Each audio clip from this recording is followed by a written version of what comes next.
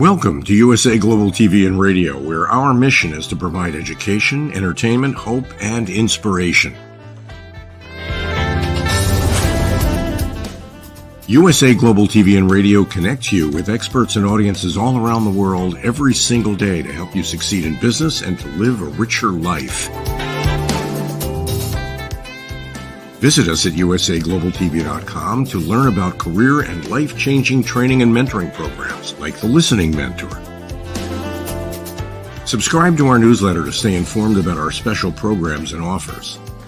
Discover how you can become a guest on one of our shows or a host or producer of a USA Global TV and Radio show of your very own. That's USA Global TV and Radio, where the doctor is always in.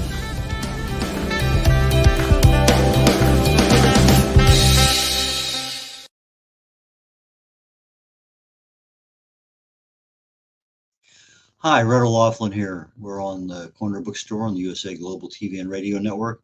And today I am super honored to have Jonni Jordyn.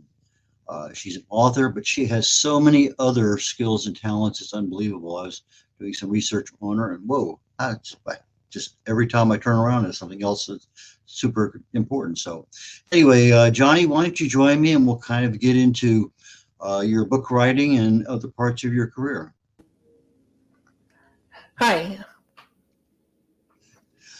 You started out at 2 years of age singing or music or whatever, and then you kind of took into singing and then into songwriting and into writing and filmmaking and all sorts of things. So you have kind of a very varied career, and then you eventually ended up writing novels, but poetry and short stories. It seems like whether you're writing a song or writing a short story or writing something, writing has been part of your past for a long time. It has. I became much more serious in college, and in college, I was looking at several possible career options, and writing was one of them. But music had kind of a seductive quality, and I started playing music, and ended up playing with some pretty well-known people. Yeah, I was noticing on one of the deals I was researching, you played in Los Angeles, and you were just before the Blues Brothers, and I just can imagine that other things like that are just people just dream of doing something that even remote, touching something of that magnitude. So, but what are some of the other people you've actually played with or introduced in the music field? I was in a show which included the Marvelettes. And they sang live. It was a real great honor to play with them. Our band was famous in its own respect, and we went on. We did 3 songs, but the Marvelettes came on, and as far as I'm concerned, they were the stars of the show. Oh, that was a few years ago, wasn't it? Oh yeah, yeah. That was quite a few years ago. But you like jazz and Latin. Why did you kind of gravitate toward those? Is it just the feeling of the music or what? Uh, it turns out that I had a natural, innate talent for Latin, and this was a surprise to me. But somebody heard one of my tapes and introduced me to someone else who is someone who wrote one of the most famous songs in Latin pop, at least in California. They called it the national anthem for the Chicano people. And I just had this natural talent for doing the Latin rhythms. I don't know why. My mother listened to Italian opera when I was young, and I just don't think it's the same. Okay, now when you're doing your music, as I understand, you don't read sheet music per se, but you pick it up and just can play whatever happens to be there. Yes, yeah. I can read sheet music. I can't read it live. I can't just sit down and sight read anything. But and that has worked towards my advantage, because there have been times that accidents have happened on stage, and I had to go with the accident and not with the way the music was written. But I have it's just when I was young, I could harmonize with my father in real time. So it's just something I was born with. My brother-in-law passed away just literally a couple of years ago, and he was a singer-songwriter, had produced quite a few CDs. But his one thing he noticed, that as he got older, he really needed to learn how to play the piano. And he's playing guitar all his life, so he ended up going, and he was like a 60, 70-year-old guy taking music lessons, learning how to play a piano. And anyway, I just thought it was kind of cute. But he would sit there and then practice with both hands and back and forth, and he got pretty good at it, so that he could support what he needed to do. But I guess we just assume that when you're a singer-songwriter, you already know how to do all those other things, but maybe not. Not all of them. I would love to pick up a violin and teach myself to play violin. But you do play piano. What else do you play? I also play guitar, and I have excuse me. I have played guitar professionally also. I play ukulele and did for a while play clarinet and could pick up the flute. When you started writing, was it songwriting or poetry or short stories or whatever that really got you into, I need to do something more? Well, it was short stories and poetry that I did in college. One of those poems I actually turned into a song, put music to it. But as excited as my teachers got over my writing, I thought it was going to be a really hard path to reach publishers. So I did play music professionally. I played with Santana's brother and some of his co-band members from the Woodstock days. And I did that for about 20 years and then put it aside and went back to writing. Okay, so you have the short stories, you have some poetry, but you have a book called The Lost Art of Magic, and then a couple sequels to that. So let's talk a little bit about how did this lost art of magic gradually appear in your brain, and you start, okay, fine, I got some characters, I got a plot, I got some twists, tell us how that evolved, because a lot of our authors are watching the show that they want to know, well, okay, I write nonfiction, I don't write novels, but there's always something that's out there that helps us in our writing capacity. So let's start a little bit about how did you come up with magic and your character, what, a 16-year-old girl, I think, if I remember right. Tell us a little bit about how that book was developed in your brain. Well, I always start, and I should preface this for the other authors listening. I wasn't trained how to write. My classes were all, you read something, everybody goes, wow, or, applauds. And so I had to kind of figure out my own way. I always start with the beginning and an end. I know how I want to finish it, and I know how I'm going to introduce somebody to start it off. And sometimes that's all about, I have this idea about a character in mind, and I just, start, writing them. But for The Lost Art of Magic, I just had this idea about what if the old magic we always heard about, Merlin and all this, what if it was real? And what if there's a reason why it has disappeared? A reason above, we don't believe in that anymore, it's just a myth. What if it actually disappeared and then we started, maybe it wasn't ever real. So I started with that concept, and how can I reintroduce magic into the current world, and I can't give you the answer because it takes the whole series before you really get the answer. But Destiny was descendant from one of the clans that did magic, and she accidentally discovered or accidentally reintroduced it into the world.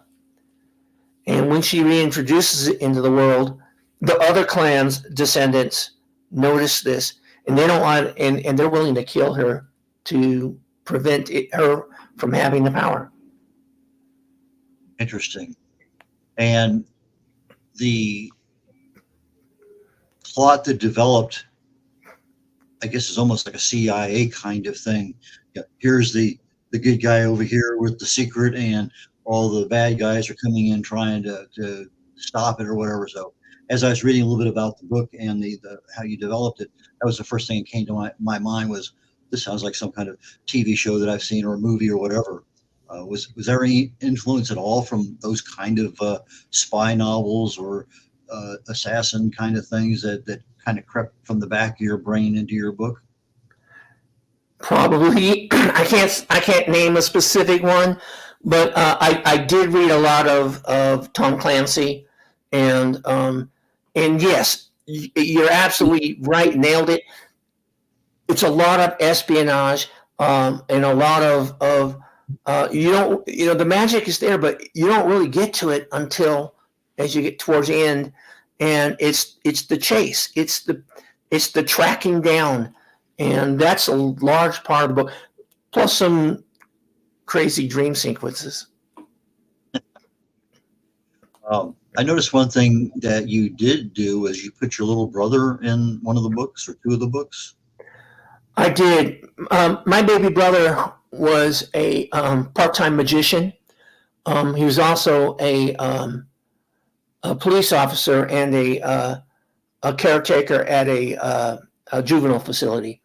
But yeah, I put his magician show in one of the books, and it's actually one of the chase scenes where they're trying to escape whoever's chasing them, and they run through the audience and run through the backstage, and while his magic was going on. One of the other skills or talents you have, I understand, is filmmaking. You were involved in that for a while. Have you used any of your filmmaking skills to highlight your books as far as a trailer or something like that people can view? I have not. But what I have done is I think I've written my books with scene breaks that will very much make it easier and simpler to convert this to a movie. Are you listening, Hollywood? I think it'll be a pretty easy conversion. Okay. So your brother was in there. Any other friends, family in any of your books? No, he's the only one, and he's the only, and he knew it. He got to read it, before I lost him, and so he's the only one that's in there. Now, I understand that when you're writing, even though you're a musician and you love a lot of things, you don't have music going on in the background. Absolutely not. If I have music playing, my brain starts to synchronize with the beat, and all of a sudden I'm distracted. Okay, so you start writing, you have a quiet place, you kind of know where you want your characters to go, the locations. how hard was it to actually describe a character and a location for somebody who's not a writer? I do it in layers. I write a simple scene and get the whole book written out with simple scenes. Then I go back and I start fluffing it up, making it more flowery, adding some and I don't describe every single detail because I want the reader to be able to infer some things about the character by the way they talk and the location they're at. I kind of thought I didn't do that good a job of describing them, but my reviewers have said otherwise. Do you have a editing team or a team of readers that helps you along the way? You have the plot, you have everything there, you're fluffing it up. At what point in time do you rely on either a developmental editor or some other kind of editing assistance to say, yeah, this is pretty darn good? I haven't really engaged a development reader or editor, but I have. I have an editor out in the West Coast that I do send my books to get a first edit. I also revision them myself dozens and dozens of times before they get to my editor. Revision, that's a term I'm not real familiar with. I'm sure there's another one, but tell me about your revisioning. Well, I read the whole book, and that's where I'll sometimes I'm early in the book and go, oh, this character later in the book has this kind of a character. I better change this, tweak this right here to make it match. So I go through it, I read it 24 times and add layers of complexity to the characters. Okay, so you're not only adding layers of complexity, but you're also aligning them so that they're identical throughout the book, and you're not changing a character in midstream, so to speak. Yes, and worst case is I go back to start reading, I find that, oh, I changed their name, and I better get that in sync. Do you use any photographs or images or pictures of your characters to keep you in total alignment with that character? Not really, but I have sometimes had images of actresses that I wanted to kind of model the character after. Interesting. The book as it's being developed, when do you actually start your marketing for the book? Is it halfway through, beginning, end? That is a challenging question because I've started my marketing about 12 years after I wrote the first book. Okay, I'm just learning that part. Yeah, it's like a songwriter and a singer, two different skills. You know, a writer is not a marketer, and two different skills. It really requires either hiring somebody or learning a new skill. But it's the lost art of magic. Well, you might as well say the lost art of marketing, or the writing. I find is the easiest part. I think most writers writing's easy. Writing is the easiest part. Yeah. And if it's not the easiest part for you, then you might be doing the wrong part of the job in publishing a book.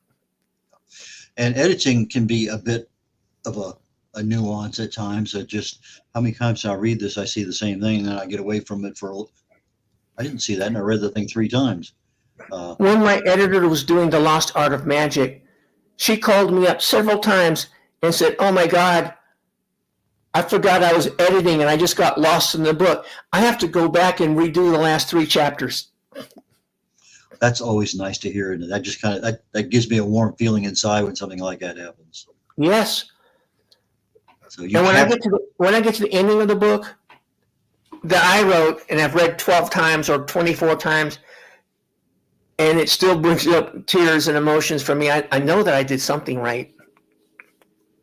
Do you have part of your book, The Art of Magic, that you'd like to read a paragraph or two? I should have told you. I should have said that backstage, but anyway. But we do offer that option for the authors, that if there's something in there they think that would be valuable. Okay, moving right along. Your marketing started 12 years later. Did you already have your sequel out at that point in time, or was the success of The Lost Art of Magic something that demanded a sequel? I had many readers that asked for more. They wanted to know where the characters go from here. I have actually completed the first 4 entries to this series. I have a 5th one that is floating around in my mind. I know what it's going to be titled. I know what it's going to try to accomplish, but I have not started reading that. I've actually, sometimes after you've written 3 or 4 books of all the same characters, you want to set it aside and work on something else for a while. So I actually have a couple other series that are partly done and in the works. Are they in the same genre, or are they totally different? One of them is not in the same genre, but it has even more of the intrigue and the spies, and actually has spies, actually has CIA and NSA and FBI, has kidnappings and all kinds of crazy goings on. So in that respect, it is very similar, but it's actually a sci-fi. And the other series is about life 12,000 years ago. So it bears no relationship with either of the others. Do you do book signings or anything like that now that COVID's over? I hope so. Haven't been asked yet. So you went with the publicist. Is that kind of the solution to the marketing dilemma, or is this been something that, hey, that person had a lot of success, let me try? How did you decide, I don't want to learn marketing, but I'll hire somebody to do it? I started attending some publishing conferences. In fact, I have another one coming up next week. In that, I listened to how other people were marketing theirs, and you're right, it's a skill set I do not possess. So I found a publicist and hired them. I'm paying them, and they helped me get this set up, and I'm hoping it will return dividends sooner than later, I hope. Okay, so you went with The Lost Art of Magic, and then your next book, you introduced the next a new one in the character. series is The Untold Prophecy. Okay, and if our production engineer can pull up her website, we could show the covers on those, but let's see what happens here.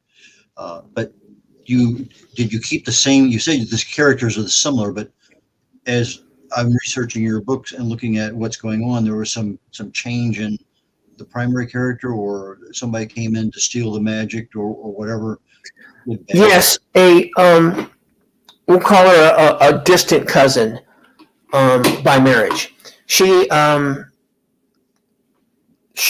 to steal the primary character's magic, and they had a duel because it's getting to the point where it's risking not just the magic characters but the entire nation, and so they had a big fight, and at the end of the fight, our heroine lies unconscious at the bottom of a large depression where they were blowing off the fire bombs that they produce, and then the third book is the family trying to find a way to save her. So on the second book, the primary character doesn't die, but it is taken it's not as prominent a role.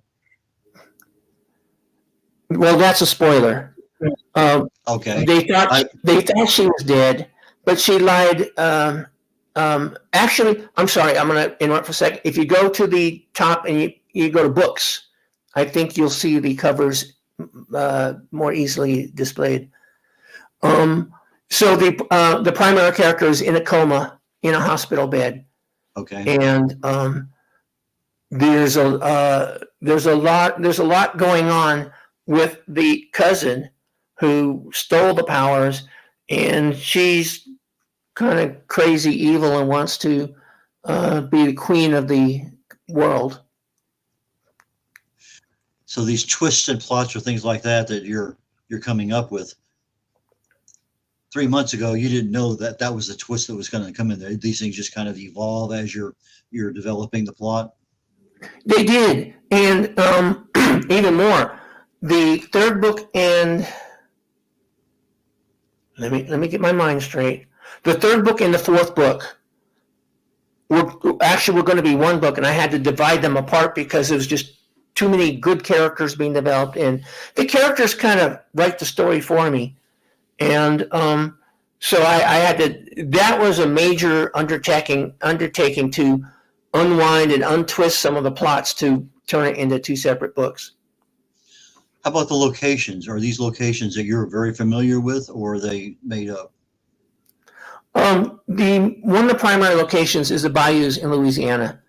Now, I haven't lived there for any length of time, but I've visited many times and used what I knew to write it. But there are also locations I've done where I just had to do extensive research about places in the UK. You have not been to the UK? Unfortunately, I have not. And that's why we have YouTube and all sorts of other things that we can look at and see exactly what's going on. Yeah. You have some interesting covers on your books. Tell us a little bit how your cover creation started, what you want to show, and what actually evolved, and how did you end up getting the covers done? Well, this is new with my publishing team. We have an illustrator, and we've worked with we want a certain amount of similarity from book 1 through book 5, and we kind of throw some ideas back and forth until I go, yeah, that's the one, and that's how the covers you're looking at have evolved. Yeah, I've had a similar thing where I'll go out and I'll hire, for $5 a piece, get 5 ebook covers, put them on social media and say A or B, B or C, C or D, whatever. And it's interesting that from an author perspective, we have kind of a mothering touch in our brain as to what we want, but it's not me who's buying my book, it's readers. And the reader's perception of what they see is a little different than mine as the author. And so when I put it out there, I find that, whoa, the one I like, nobody likes. The one that it's okay, they love. And so that's how I kind of, similar to you have feedback going back and forth, yes, no, back, yeah. And I think that's good because you're getting a lot of that, different people's brains operating on, well, that looks pretty good. I like that. Really does summarize that part of the book. And we had somebody on either last week or the week before where they had little things going on, and each of the things on the cover represented something that was in the book that if you didn't see it at the beginning, but as you got into the book, okay, fine, that's what those are. And I thought that was pretty interesting. About 4 weeks ago, I was reading on social media Hemingway's 5 things that all authors should know. And one of the things that I pointed out literally on each of the author shows that I've done is that he says, never finish a chapter or section when you know how you're going to end it. Just walk away, come back. That way, when you're going to sit down, you already know what you're going to do. It's not going to be just a blank slate. He says, boom, you know exactly, and you can change it. You can think about it all you want. But he says, if you write until everything is done, all of a sudden now you're sitting down and you have to come up with something new. But if you just leave that last 2 paragraphs or 3 paragraphs to wrap up that section of the book or that section of a chapter, it makes it so much easier when you come back. You're not worried about, well, what am I going to do next? Because you finished that and now your brain is back involved in that creation. And I thought that was probably some of the best advice I've seen, even from a nonfiction writer like me. I have a tendency to, let me finish this up so I can, get done. But in reality, I need to probably finish it in my brain, but not necessarily put my fingers to the keyboard. What do you think? Well, I don't ever have to deviate from the ending that I have in mind. My characters will do that for me. As I don't fully define them in my head before I start writing, and as I'm writing them, they kind of take on a life of their own and show me who they are. And sometimes that does deviate from the plot that I had because I do plot out an outline of what I think I want to do. I just don't always stick to it because the characters go, no, I'm not going to do that. I'm actually going to be a bad guy. I think one of the comments that you had made that I was researching was, okay, how am I going to write 10,000 words? And then how did I write 160,000 words? When we sit there as writers, authors, and we need to come up with 100,000 words, that's just no way in the world I can do that. But as you talk about, you have a character, you have a location, you have a plot, you have a twist, you have all sorts of things that are going on. It doesn't take any time at all before 10,000 words, that's 15,000 words, boom. So when you got to that 160,000 words, were you surprised or just it wasn't as hard as I thought it was? I was surprised. And it was as hard as I thought it was. It was, but that was my very first book. And as I'm looking at it, 160,000 words, I went through to see if there's anything I could cut out of it, and there really wasn't much. And the advice I was given was, don't make that your premiere book. So I set it aside, and that's when I started The Lost Art of Magic. So Lost Art of Magic was not the first book I wrote. It was the first book I published. And how many books have you done total as novels or just regular good-sized books for publishing? I think I'm around 12. And by the time we finish by the time we finish my current set of 12, I'll be up to like 14 or 15. Oh, fantastic. And do you have another series besides The Lost Art of Magic or plans? I have the first book I wrote was The Mother of All Viruses, and I already have a second book written, and I have started the third book. And that will only be the 3. There'll be a trilogy. I also have the book I mentioned about 12,000 years ago, Life and People. That was a challenge because I was originally releasing that one chapter every month. The chapter would be about 10 or 12,000 words. And so doing that, I really didn't have the opportunity to go back and fix chapter 1 after I changed, in chapter 9. But that was a challenge, and I've got 2 books completed that I released a month at a time, and I do still have to go finish the 3rd book. Okay, so most of your books are current time. 1 book a while back. Anything in the future? Yes, I have a rom-com that is centered around a cantankerous opera singer who's traveling in space and gets stranded on a dude ranch moon. That's she's rescued by a pirate. Okay. Well, let me, before we start wrapping up the show, we got about 5-6 minutes left. A couple of points that I wanted to bring up that are non-writing, but I'm going to bring them up and then ask you if there's anything that you want to talk about that we didn't, and then we'll wrap things up. So it says one of the best things you've ever done was to go around Lake Tahoe twice.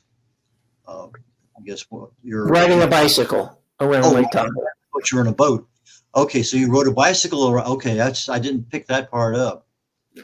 Yeah, that was I was a little younger when I did that, but yeah, it was pretty amazing. There's and then at the end of that ride, there's this epic downhill on the freeway to get back to the starting point.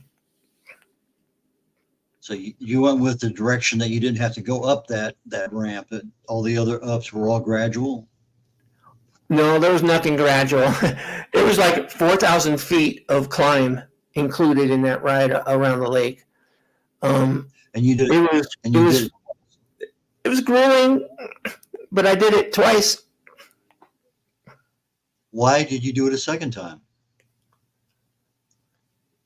Because it was so beautiful.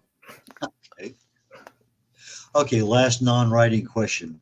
I read something about a reference that you have a bird. I had a bird. You had a bird. Okay. Yeah, she died earlier this year. I'm sorry to hear.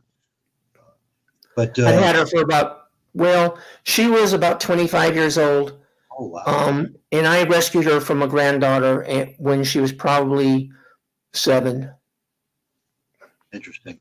I don't have too many bird people on here. We have cats, we have dogs, but that was the first one that I had as a bird. I go, okay, we'll ask about it. So, is there something? I bet your cats and dogs don't sit on your shoulder while you're writing. Oh, you do. My daughter has 2 small dogs, and when she's driving, one's always perched over her shoulders, and then the other one's a navigator that sits there in the middle of the. Anyway, that's another animal. Oh. But anything that I should have asked you about your writing, your career, your books, your publishing that you want to talk about, since we have a couple of minutes before we start wrapping the show up?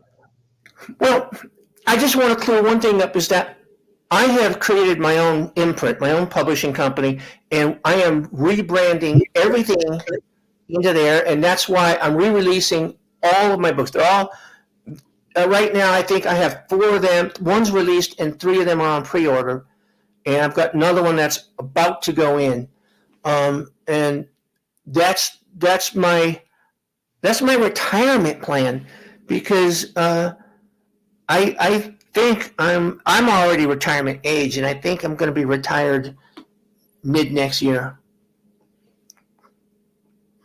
Okay, so your publishing company is going to be you only, or are you going to be publishing books for other people? Right now it's me only, and the publishing company is Jordyn at Large Books. Say that again. Jordyn at Large Books. Jordyn at Large Books. That's the name of your publishing company. Yes. And you're in the Colorado area. Is that still true? That's still true. Okay. That being said, let's look at how do people buy your books? How do people get in touch with you?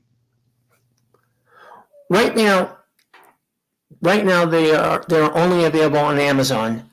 I plan to expand to some bookstores when my publicist says it's time. And as I said, one book is ready now. You can buy it in paperback or in ebook. The other 3 are available for pre-order, and the pre-order on some of them includes the hardback, or the paperback rather, but certainly the ebook is available for pre-order. I can be reached at my email, which is in the chat, and I'm on TikTok at Jonni_Jordyn, but I don't release a whole lot of stuff on TikTok. I have released some poetry, which hasn't gathered a whole lot of interest, so I kind of lurk right now. Okay, so for our audio audience that may be picking this up later on, you can reach Johnny's website is, hang on one second here. It's www.jordynatlargebooks.com. Yeah, I was trying to remember if I included the books on that one, but yeah, it's books.com. I'm looking at it right now. So it's Jordyn, Jordyn, at largebooks.com.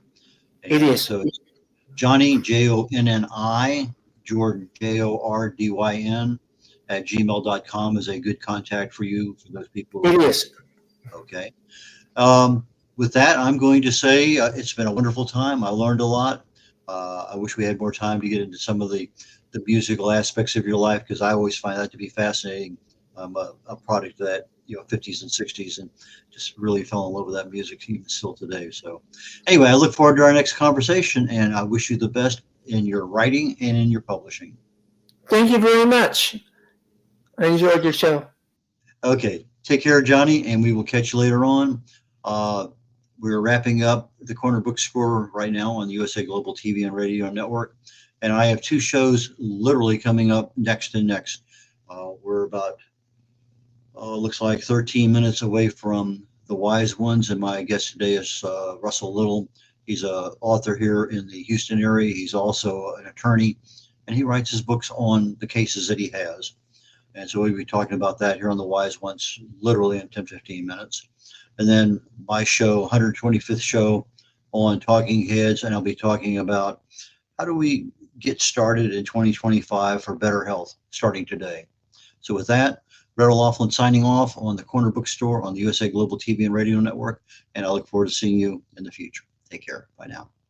We face daily cyber risks, spending over 7 hours of screen time, including 4.5 hours on mobile phones. This convenience comes with significant dangers, with cybercrime costs predicted to exceed $10.5 trillion by 2025. In 2023 alone, seniors lost over $3.4 billion to cybercrime. Our goal is to make social engineering concepts of cybersecurity easier to understand. We work with business teams, senior living facilities, investment companies, and educational institutions, both individually and in groups. We offer real-life examples to help you recognize and prevent attacks, with sessions available both in person, in selected regions, and remotely. Schedule your training session, or to learn more, contact us today. Call us at 847-845-9360. Email us at info@cybersecurityeasy.com. Protect your team and family with cybersecurityeasy.com.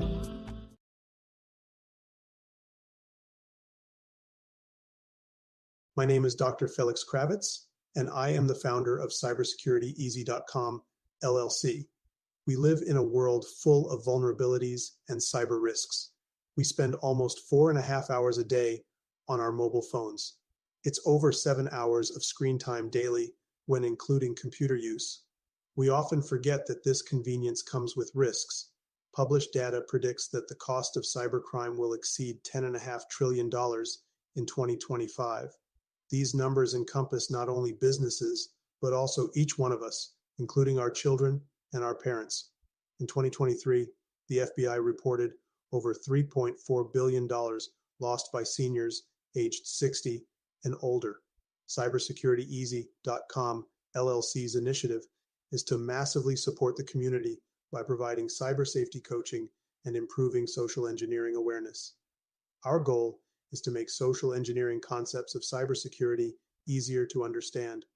We work with business teams, seniors, and educational institutions, both individually and in groups.